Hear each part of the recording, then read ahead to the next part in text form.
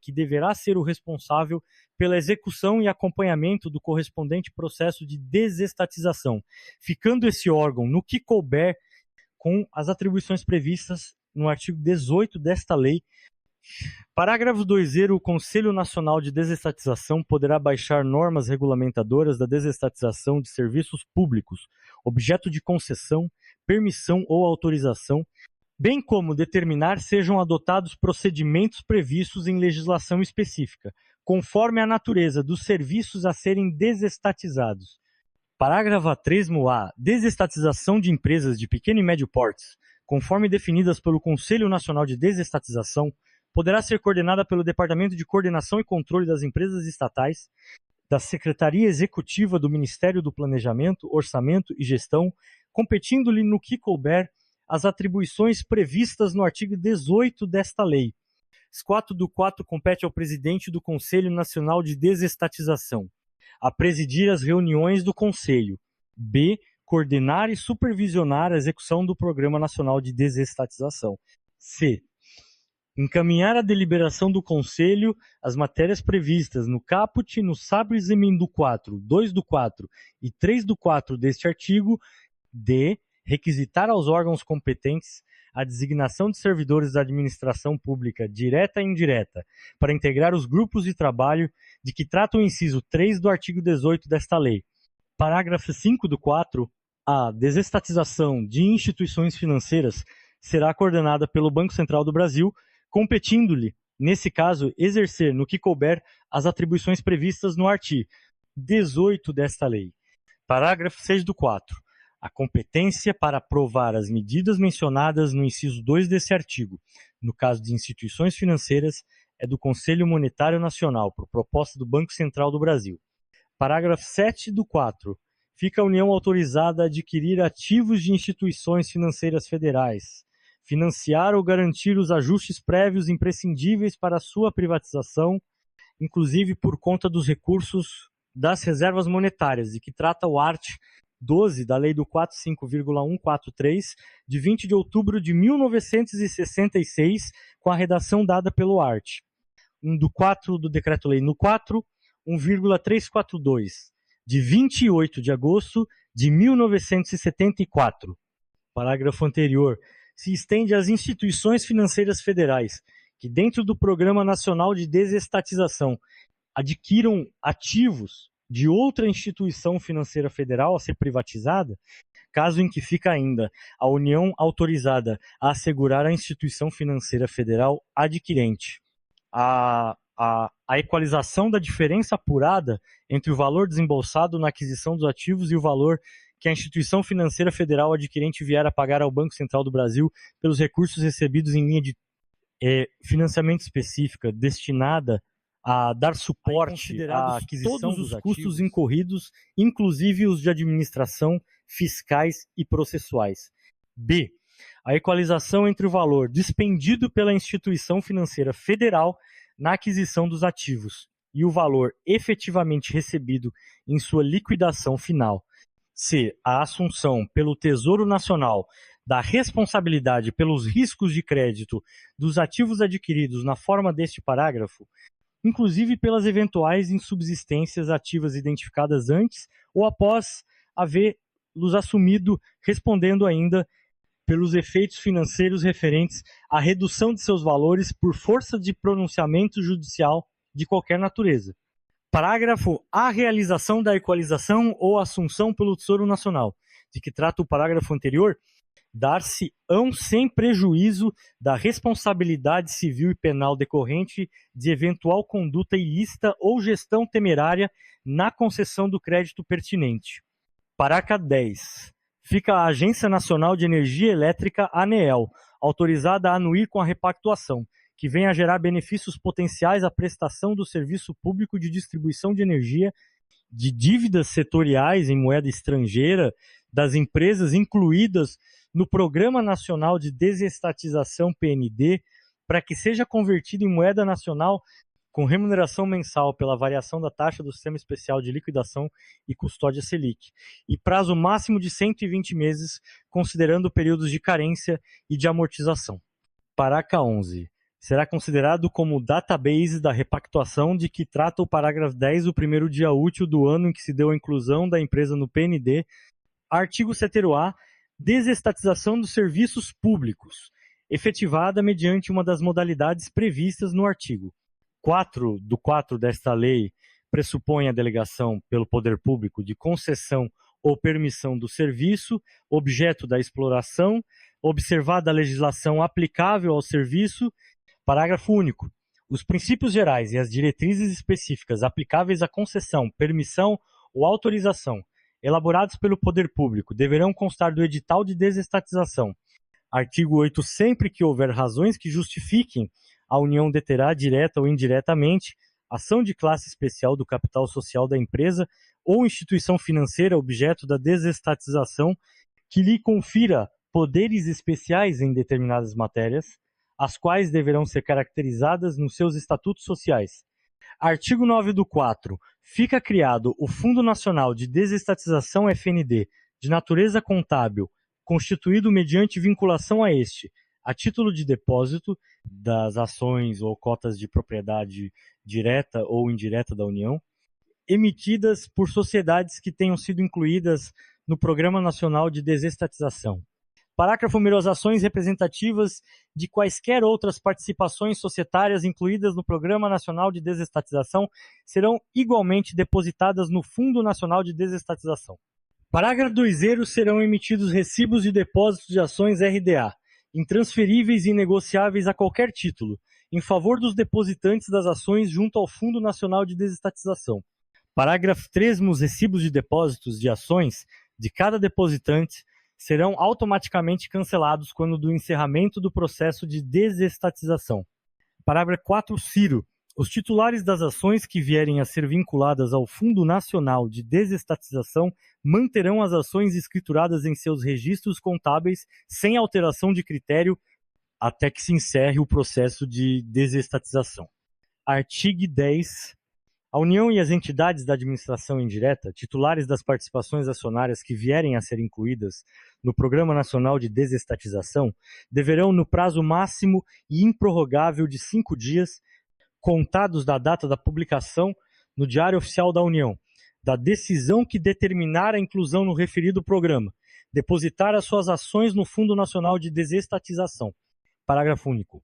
O mesmo procedimento do caput deverá ser observado para a emissão de ações decorrentes de bonificações, de desdobramentos, de subscrições ou de conversões de debêntures, quando couber. Artigo 11.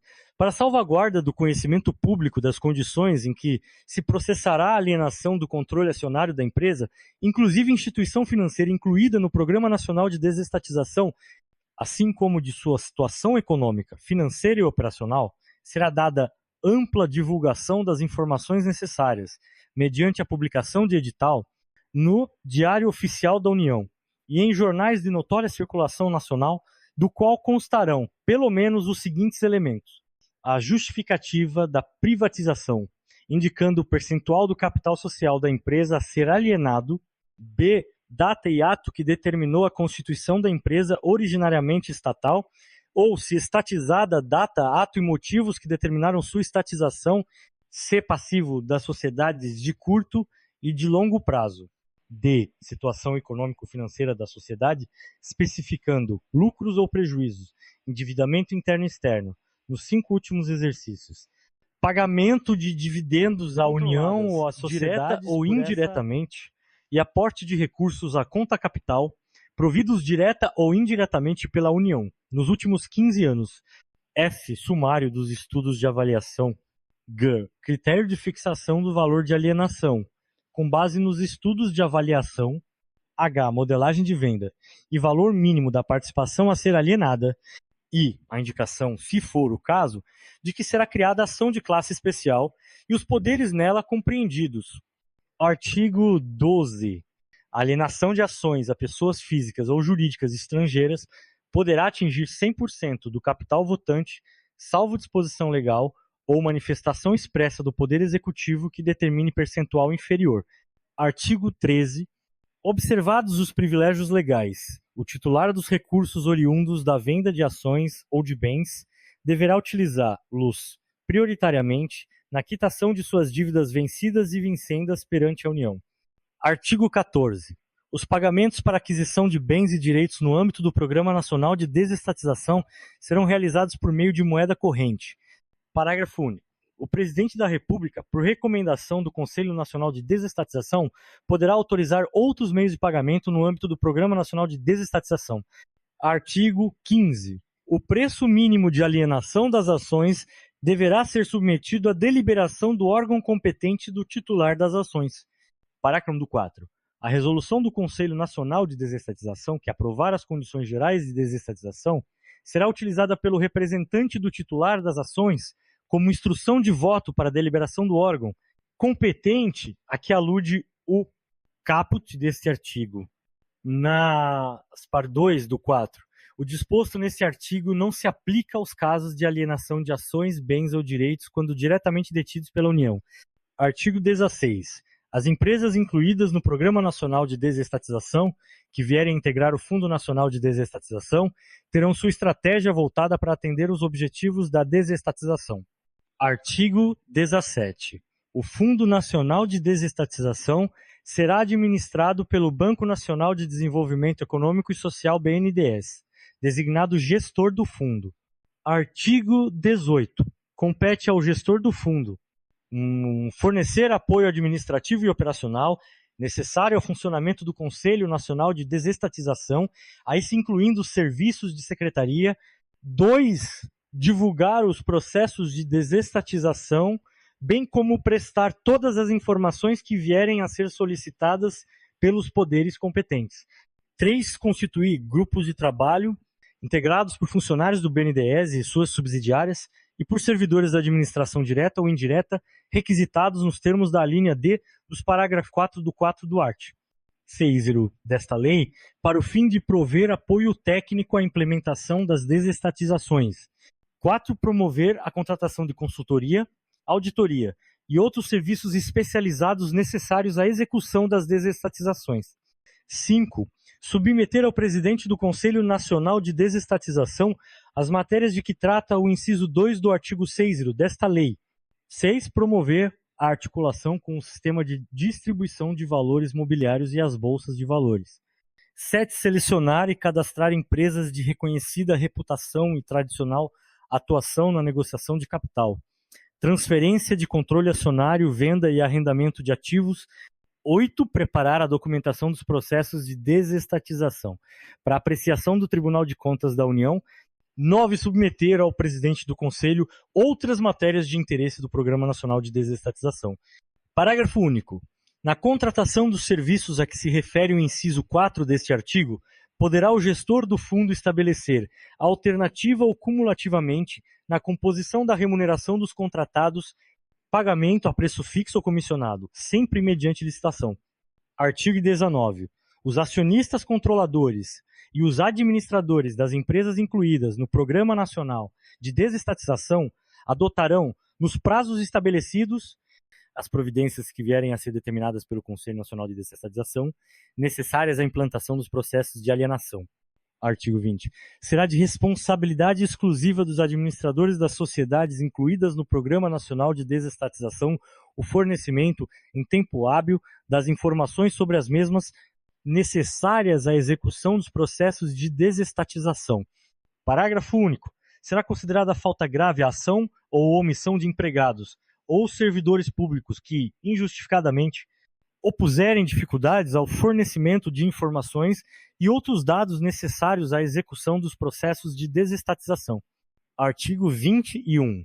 Ao gestor do Fundo Nacional de Desestatização caberá uma remuneração de 0,2%, 0,2% do valor líquido apurado nas alienações para cobertura de seus custos operacionais, bem como o ressarcimento dos gastos efetuados com terceiros necessários à execução dos processos de desestatização previstos nesta lei. Parágrafo único.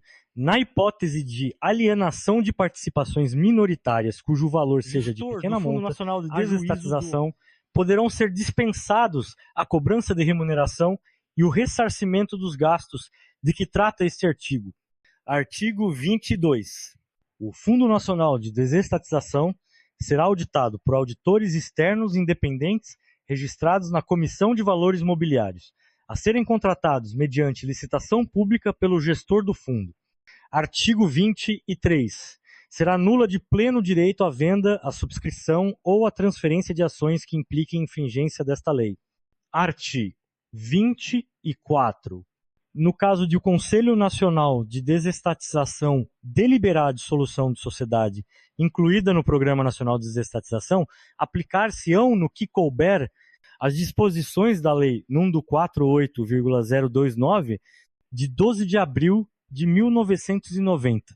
Artigo 25. O gestor do fundo manterá assistência jurídica aos ex-membros da comissão diretora do Programa Nacional de Desestatização, na hipótese de serem demandados em razão de prática de atos decorrentes do exercício das suas respectivas funções no referido órgão. Artigo 26.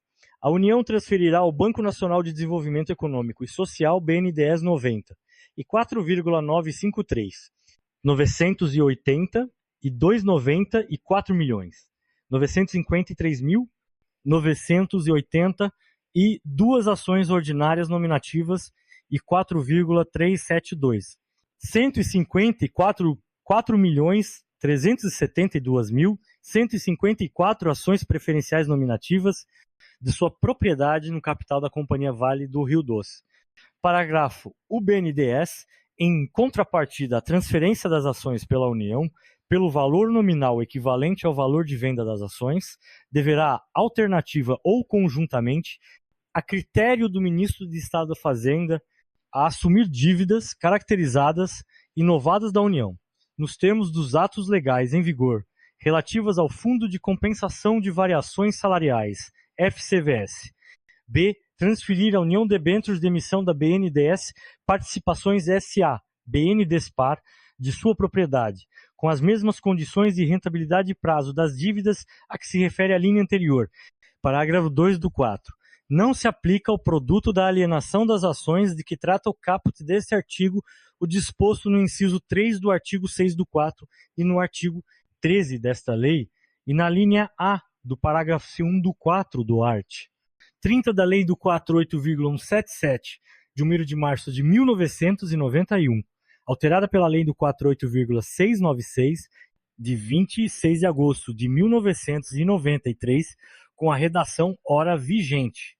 Parágrafo 3 do 4. As ações de que trata este artigo permanecerão depositadas no Fundo Nacional de Desestatização, em nome do BNDES. Parágrafo 4 do 4. Até 20 dias antes da realização do leilão público especial de desestatização da Companhia Vale do Rio Doce, será efetivada a transferência de 62 milhões de ações ordinárias nominativas do total de que trata o caput deste artigo, devendo as ações remanescentes ser transferidas no dia útil seguinte ao da liquidação financeira do leilão. Parágrafo 5 do 4. As condições complementares à concretização da operação de que trata este artigo serão regulamentadas por decreto do Presidente da República. Artigo 27. O BNDES destinará o produto da alienação das ações que lhe forem transferidas na forma do artigo.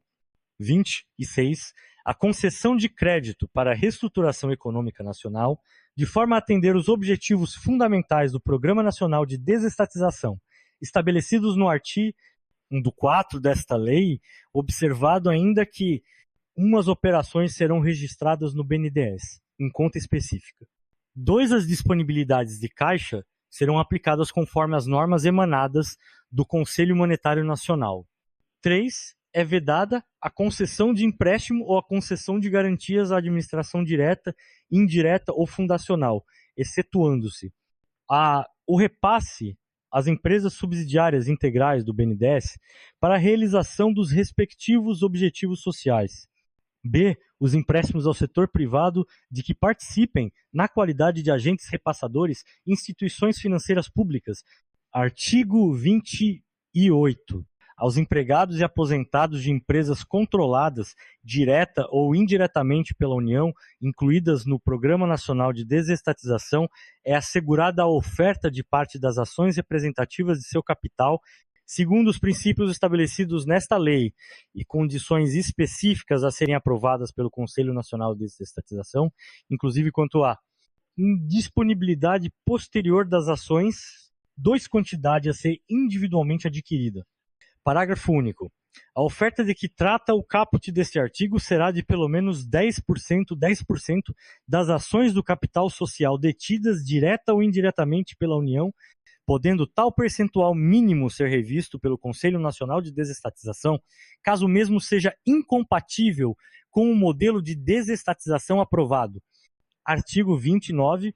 A participação dos empregados na aquisição de ações far-se opcionalmente, por intermédio de clube de investimento que constituírem para representá-los legalmente, inclusive como substituto processual, observada a regulamentação baixada pela Comissão de Valores Mobiliários, CVM. Artigo 30.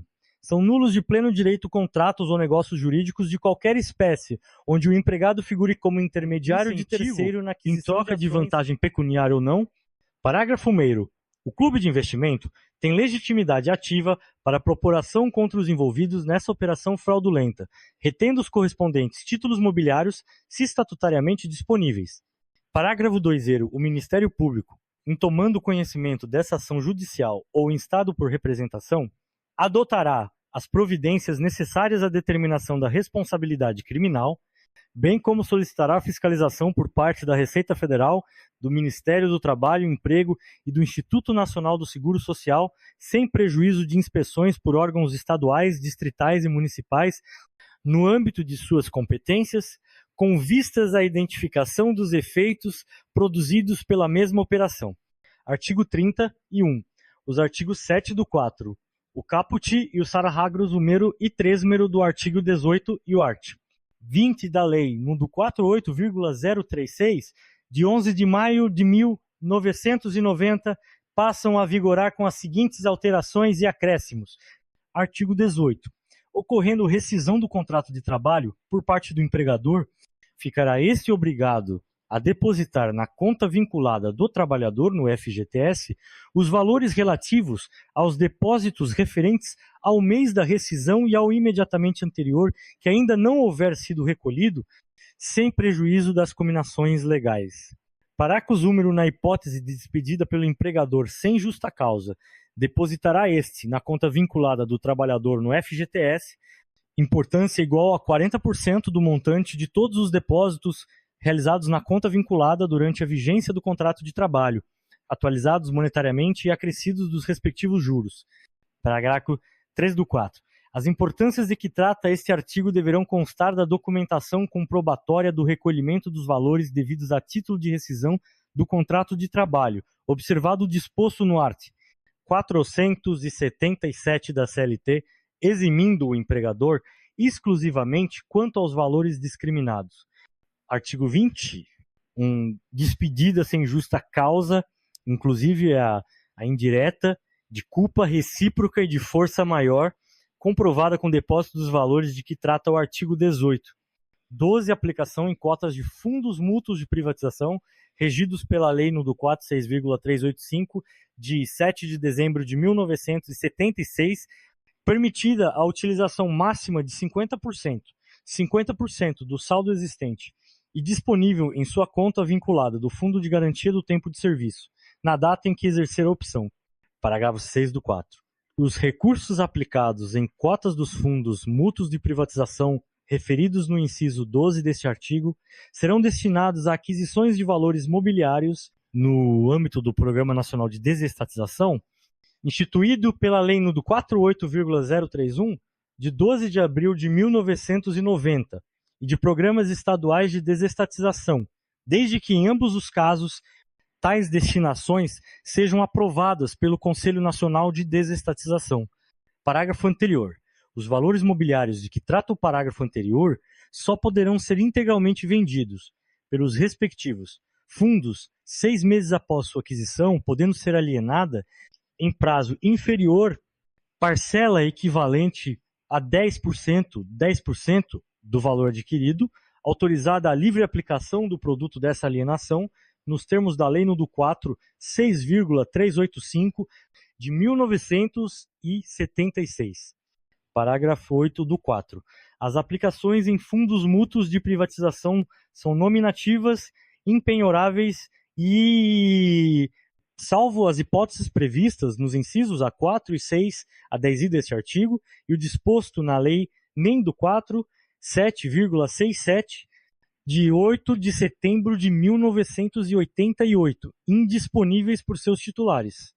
Parágrafo no 4. Decorrido o prazo mínimo de 12 meses, contados da efetiva transferência das cotas para os fundos mútuos de privatização, os titulares poderão optar pelo retorno para sua conta vinculada no Fundo de Garantia do Tempo de Serviço.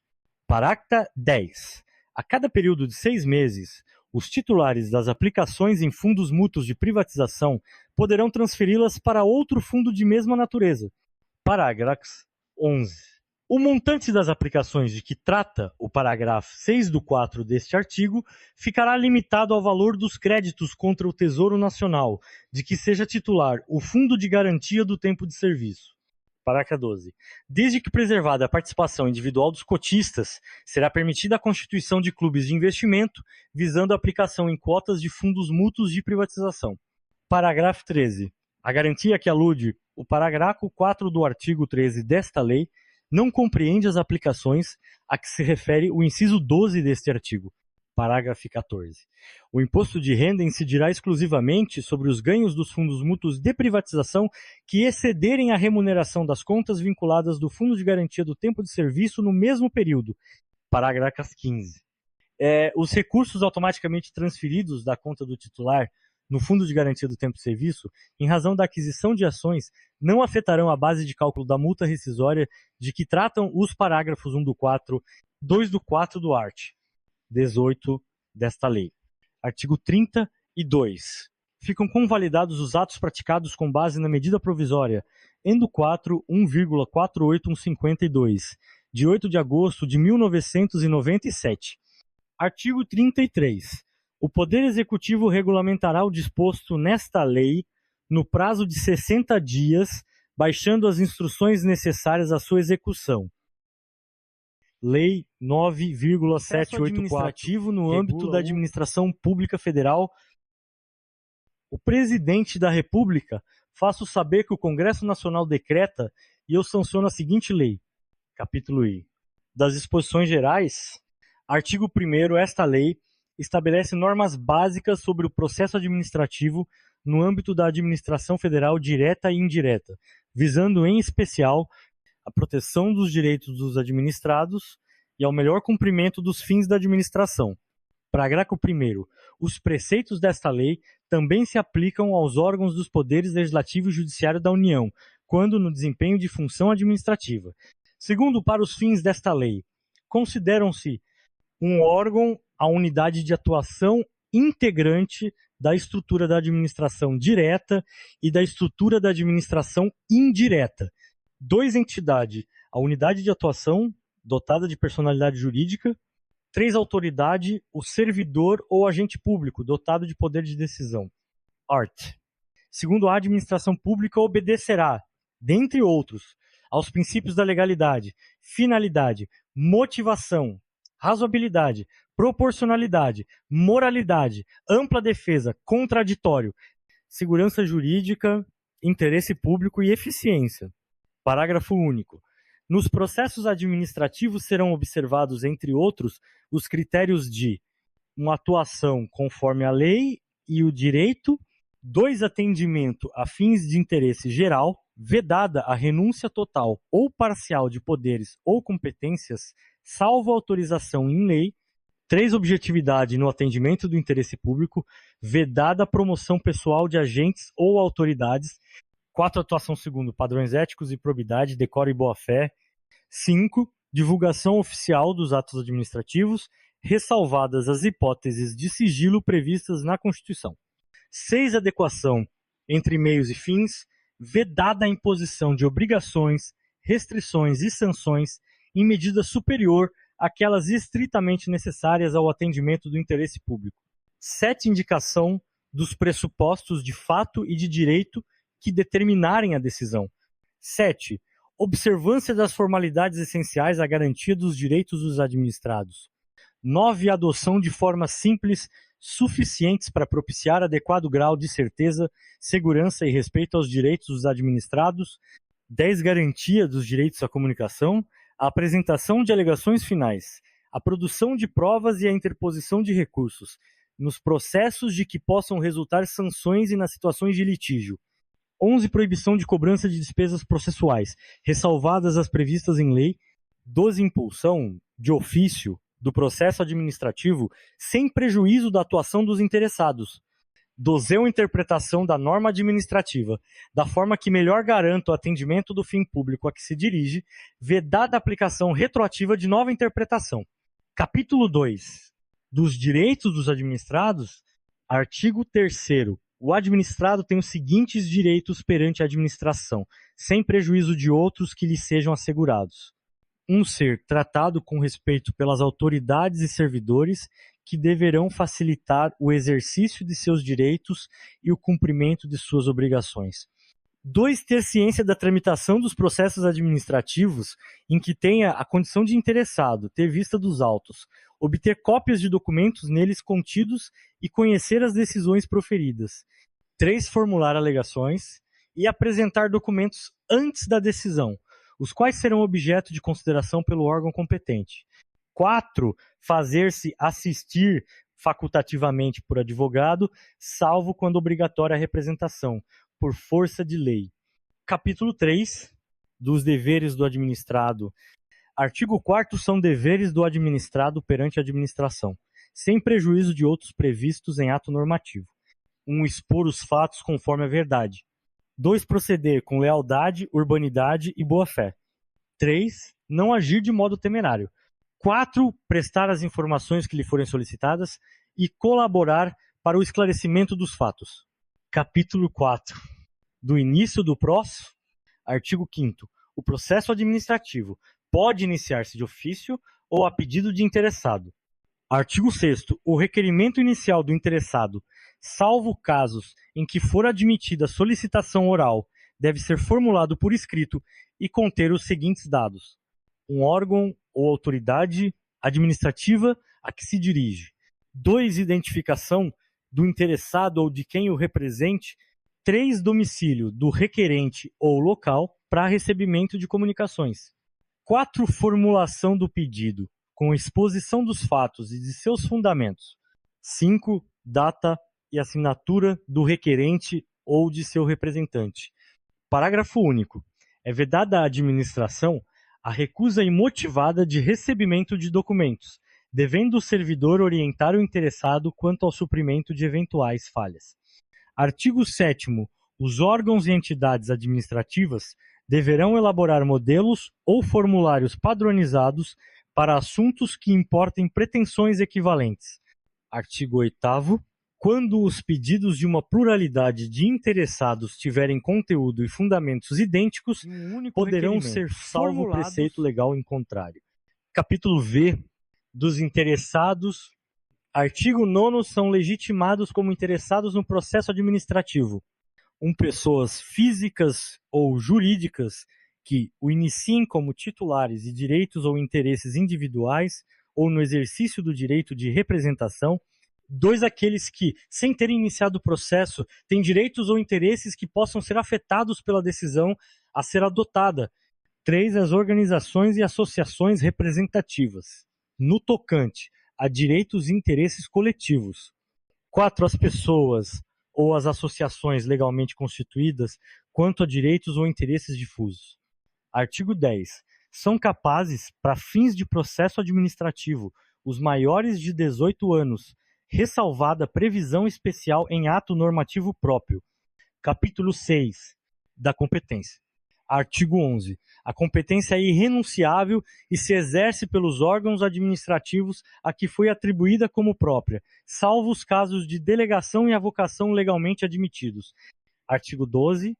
Um órgão administrativo e seu titular poderão, se não houver impedimento legal, delegar parte da sua competência a outros órgãos ou titulares, ainda que estes não lhes sejam hierarquicamente subordinados, quando for conveniente, em razão de circunstâncias de índole técnica, social, econômica, jurídica ou territorial.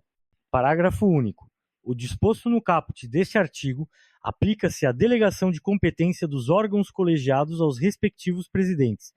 Artigo 13. Não podem ser objeto de delegação: 1. A edição de atos de caráter normativo.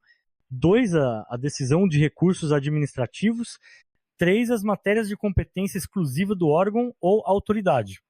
Artigo 14. O ato de delegação e sua revogação deverão ser publicados no meio oficial. Parágrafo 1º. O ato de delegação especificará as matérias e poderes transferidos, os limites da atuação do delegado, a duração e os objetivos da delegação e o recurso cabível, podendo conter ressalva de exercício da atribuição delegada. Segundo, o ato de delegação é revogável a qualquer tempo pela autoridade delegante. Parágrafo 3º. As decisões adotadas por delegação devem mencionar explicitamente esta qualidade e considerar-se editadas pelo delegado. Artigo 15. Será permitida, em caráter excepcional e por motivos relevantes devidamente justificados, a avocação temporária de competência atribuída a órgão hierarquicamente inferior. Artigo 16. Os órgãos e entidades administrativas divulgarão publicamente os locais das respectivas sedes e, quando conveniente, a unidade fundacional competente em matéria de interesse especial. Artigo 17. Inexistindo competência legal específica, o processo administrativo deverá ser iniciado perante a autoridade de menor grau hierárquico para decidir. Capítulo 7 dos impedimentos e da suspeição. Artigo 18. É impedido de atuar em processo administrativo o servidor ou autoridade que tenha interesse direto ou indireto na matéria, 2. Tenha participado ou venha a participar como perito, testemunha ou representante, ou se tais situações ocorrem quanto ao cônjuge, companheiro ou parente e afins até o 3º grau. 3. Esteja litigando judicial ou administrativamente com o interessado ou respectivo cônjuge ou companheiro. Artigo 19. A autoridade ou servidor que incorrer em impedimento deve comunicar o fato à autoridade competente, abstendo-se de atuar. Parágrafo único. A omissão do dever de comunicar o impedimento constitui falta grave para efeitos disciplinares. Artigo 20. Pode ser arguida a suspeição de autoridade ou servidor que tenha amizade íntima ou inimizade notória com algum dos interessados ou com os respectivos cônjuges, companheiros, parentes e afins até o 3º grau. Artigo 21. O indeferimento de alegação de suspeição poderá ser objeto de recurso, sem efeito suspensivo. Capítulo 7i. Da forma, tempo e lugar dos atos do processo. Artigo 22. Os atos do processo administrativo não dependem de forma determinada, senão quando a lei expressamente a exigir. Parágrafos do processo devem ser produzidos por escrito, em vernáculo, com a data e o local de sua realização e a assinatura da autoridade responsável. Parágrafo 2º. Salvo imposição legal, o reconhecimento de firma somente será exigido quando houver dúvida de autenticidade. Parágrafo 3º. A autenticação de documentos exigidos em cópia poderá ser feita pelo órgão administrativo. Parágrafo 4º. O processo deverá ter suas páginas numeradas sequencialmente e rubricadas. Artigo 23. Os atos do processo devem realizar-se em dias úteis, no horário normal de funcionamento da repartição na qual tramitar o processo. Parágrafo único. Serão concluídos depois do horário normal os atos já iniciados, cujo adiamento prejudique o curso regular do procedimento ou cause dano ao interessado ou à administração. Artigo 24. Inexistindo disposição específica, os atos do órgão ou autoridade responsável pelo processo e dos administrados que dele participem devem ser praticados no prazo de 5 dias, salvo motivo de força maior. Parágrafo único. Pode ser dilatado até o dobro, mediante comprovada justificação. Artigo 25. Os atos do processo devem realizar-se preferencialmente na sede do órgão, cientificando-se o interessado se outro for o local de realização. Capítulo 9 da comunicação dos atos. Artigo 26. O órgão competente perante o qual tramita o processo administrativo determinará a intimação do interessado para a ciência de decisão ou a efetivação de diligências. Parágrafo 1º. A intimação deverá conter uma identificação do intimado em nome do órgão ou entidade administrativa. 2. Finalidade da intimação. 3. Data, hora e local em que deve comparecer. 4. Se o intimado deve comparecer pessoalmente ou fazer-se representar. 5. Informação da continuidade do processo independentemente do seu comparecimento. 6. Indicação dos fatos e fundamentos legais pertinentes. Parágrafo 2º. A intimação observará a antecedência mínima de 3 dias úteis quanto à data de comparecimento.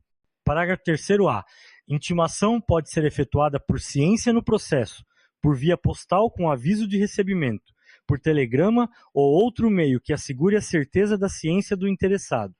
Parágrafo 4º. No caso de interessados indeterminados, desconhecidos ou com domicílio indefinido, a intimação deve ser efetuada por meio de publicação oficial. Parágrafo 5º. As intimações serão nulas quando feitas sem observância das prescrições legais, mas o comparecimento do administrado supre sua falta ou irregularidade. Artigo 27. O desatendimento da intimação não importa o reconhecimento da verdade dos fatos, nem a renúncia a direito pelo administrado. Parágrafo único. No prosseguimento do processo, será garantido o direito de ampla defesa ao interessado. Artigo 28. Devem ser objeto de intimação os atos do processo que resultem para o interessado em imposição de deveres, ônus, sanções ou restrição ao exercício de direitos e atividades e os atos de outra natureza, de seu interesse. Capítulo 10. Da instrução, artigo 29. As atividades de instrução destinadas a averiguar e comprovar os dados necessários à tomada de decisão realizam-se de ofício ou mediante impulsão do órgão responsável pelo processo, sem prejuízo do direito dos interessados de propor atuações probatórias. Parágrafo 1º. O órgão competente para a instrução fará constar dos autos os dados necessários à decisão do processo. Parágrafo 2º. Os atos de instrução que exijam a atuação dos interessados devem realizar-se do modo menos oneroso para estes. Artigo 30. São inadmissíveis no processo administrativo as provas obtidas por meios ilícitos. Artigo 31. Quando a matéria do processo envolver assunto de interesse geral, o órgão competente poderá, mediante despacho motivado, abrir período de consulta pública para manifestação de terceiros antes da decisão do pedido, se não houver prejuízo para a parte interessada. Parágrafo 1º. A abertura da consulta pública será objeto de divulgação pelos meios oficiais, a fim de que pessoas físicas ou jurídicas possam examinar os autos, fixando-se prazo para oferecimento de alegações escritas. Parágrafo 2º. O comparecimento à consulta pública não confere, por si, a condição de interessado do processo, mas confere o direito de obter da administração resposta fundamentada, que poderá ser comum a todas as alegações substancialmente iguais. Artigo 32. Antes da tomada de decisão, a juízo da autoridade, diante da relevância da questão, poderá ser realizada audiência pública para debate sobre a matéria do processo. Artigo 33. Os órgãos e entidades administrativas, em matéria relevante, poderão estabelecer outros meios de participação de administrados, diretamente ou por meio de organizações e associações legalmente reconhecidas. Artigo 34. Os resultados da consulta e audiência pública e de outros meios de participação de administrados deverão ser apresentados com a indicação do procedimento adotado. Artigo 35. Quando necessária a instrução do processo, a audiência de outros órgãos ou entidades administrativas poderá ser realizada em reunião conjunta com a participação de titulares ou representantes dos órgãos competentes, lavrando-se a respectiva ata a ser juntada aos autos. Artigo 36. Cabe ao interessado a prova dos fatos que tenha alegado, sem prejuízo do dever atribuído ao órgão competente para a instrução e do disposto no artigo 37 desta lei. Artigo 37. Quando o interessado declarar que fatos e dados estão registrados em documentos existentes na própria administração responsável pelo processo ou em outro órgão administrativo, o órgão competente para a instrução proverá, de ofício, a obtenção dos documentos ou das respectivas cópias. Artigo 38. O interessado poderá, na fase instrutória e antes da tomada da decisão, juntar documentos e pareceres, requerer diligências e perícias, bem como aduzir alegações referentes à matéria objeto do processo. Parágrafo 1º. Os elementos probatórios deverão ser considerados na motivação do relatório e da decisão. Parágrafo 2º. Somente poderão ser recusadas, mediante decisão fundamentada, as provas propostas pelos impertinentes, desnecessárias ou protelatórias. Artigo 39. Quando for necessária a prestação de informações ou a apresentação de provas pelos interessados ou terceiros, serão expedidas intimações para esse fim, mencionando-se data, prazo, forma e condições de atendimento. Parágrafo único. Não sendo atendida a intimação, poderá o órgão competente, se entender relevante a matéria, suprir de ofício a omissão, não se eximindo de proferir a decisão. Artigo 40. Quando dados, atuações ou documentos solicitados ao interessado forem necessários à apreciação de pedido formulado, o não atendimento no prazo fixado pela administração para a respectiva apresentação implicará arquivamento do processo. Artigo 41. Os interessados serão intimados de prova ou diligência ordenada com antecedência mínima de 3 dias úteis, mencionando-se data, hora e local de realização. Artigo 42. Quando deva ser obrigatoriamente ouvido um órgão consultivo, o parecer deverá ser emitido no prazo máximo de 15 dias, salvo norma especial ou comprovada necessidade de maior prazo. Parágrafo 1º. Se um parecer obrigatório e vinculante deixar de ser emitido no prazo fixado, o processo não terá seguimento até a respectiva apresentação, responsabilizando-se quem der causa ao atraso. Parágrafo 2º. Se um parecer obrigatório e não vinculante deixar de ser emitido no prazo fixado, o processo poderá ter prosseguimento e ser decidido com sua dispensa, sem prejuízo da responsabilidade de quem se omitiu no atendimento. Artigo 43. Quando por disposição de ato normativo devam ser previamente obtidos laudos técnicos de órgãos administrativos e estes não cumprirem o encargo no prazo assinalado, o órgão responsável pela instrução deverá solicitar laudo técnico de outro órgão dotado de qualificação e capacidade técnica equivalentes. Artigo 44. Encerrada a instrução, o interessado terá o direito de manifestar-se no prazo máximo de 10 dias, salvo se outro prazo for legalmente fixado. Artigo 45. Em caso de risco iminente, a administração pública poderá motivadamente adotar providências acauteladoras sem a prévia manifestação do interessado. Artigo 46. Os interessados têm direito à vista do processo e a obter certidões ou cópias reprográficas dos dados e documentos que o integram, ressalvados os dados e documentos de terceiros protegidos por sigilo ou pelo direito à privacidade, à honra e à imagem. Artigo 47. O órgão de instrução que não for competente para emitir a decisão final elaborará relatório indicando o pedido inicial, o conteúdo das fases do procedimento e formulará proposta de decisão objetivamente justificada, encaminhando o processo à autoridade competente. Capítulo DESI, do dever de decidir. Artigo 48. A administração tem o dever de explicitamente emitir decisão nos processos administrativos e sobre solicitações ou reclamações, em matéria de sua competência. Artigo 49. Concluída a instrução de processo administrativo, a administração tem o prazo de até 30 dias para decidir, salvo prorrogação por igual período expressamente motivada. Capítulo 12 da Mot 4 Ação. Artigo 50. Os atos administrativos deverão ser motivados com indicação dos fatos e dos fundamentos jurídicos, quando o neguem, limitem ou afetem direitos ou interesses. 2. Imponham ou agravem deveres, encargos ou sanções. 3. Decidam processos administrativos de concurso ou seleção pública. 4. Dispensem ou declarem a inexigibilidade de processo licitatório. 5. Decidam recursos administrativos. 6. Decorram de reexame de ofício. 7. Deixem de aplicar jurisprudência firmada sobre a questão ou discrepem de pareceres, laudos, propostas e relatórios oficiais. 8. Importem anulação, revogação, suspensão ou convalidação de ato administrativo. Primeiro, a motivação deve ser explícita, clara e congruente, podendo consistir em declaração de concordância com fundamentos de anteriores pareceres, informações, decisões ou propostas, que, neste caso, serão parte integrante do ato. Parágrafo 2º. Na solução de vários assuntos da mesma natureza, pode ser utilizado meio mecânico que reproduz os fundamentos das decisões, desde que não prejudique direito ou garantia dos interessados. Parágrafo 3º.